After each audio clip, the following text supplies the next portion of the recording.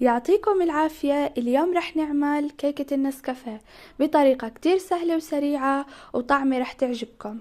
طبعا في البداية رح أحتاج إلى 3 بيضات بحرارة الغرفة. بعدين رح أضيف عليها كوب سكر وملعقة صغيرة فانيلا، وبعدين رح أقلبهم كتير منيح حتى يصير لون الخليط معنا فاتح بهذا الشكل.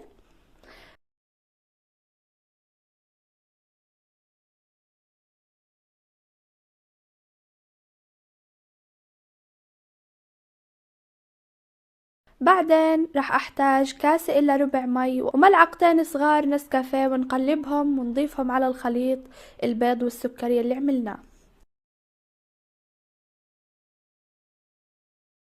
رح أحتاج نصف كوب لبن ونصف كوب زيت نباتي،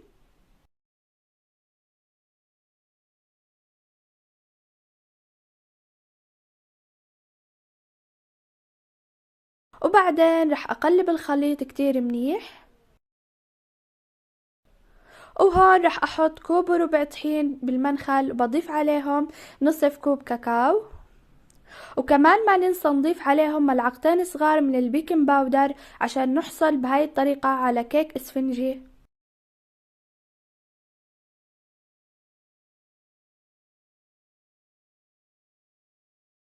وبعدين بنقلب خليط الكيك كثير منيح.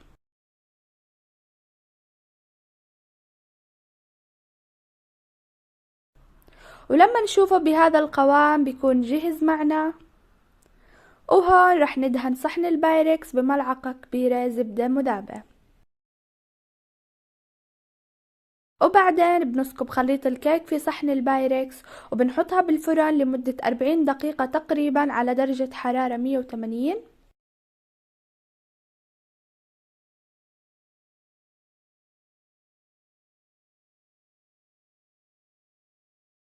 ولما تطلع من الفرن بنشرب الكيكة بنصف كاسة مي. طبعا بنكون خالطين معها ملعقة كبيرة من نسكافيه.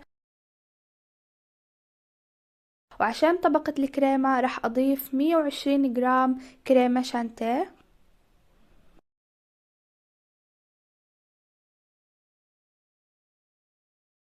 ونصف كوب حليب، وبنقلبهم بالخلاط الكهربائي. وهون بنضيف على الكريمة ربع كوب مي خلطين معه ملعقة كبيرة من نسكافيه، وبنقلبهم كتير منيح.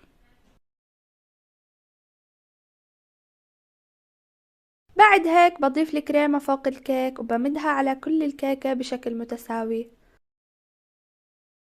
طبعا بزينها بالنسكافيه أو حسب ما هو متوفر عندكم، يعني حسب الرغبة. وهيك كيكة النسكافيه بتكون جاهزة معنا، وإن شاء الله تعجبكم، وألف صحة وهنا.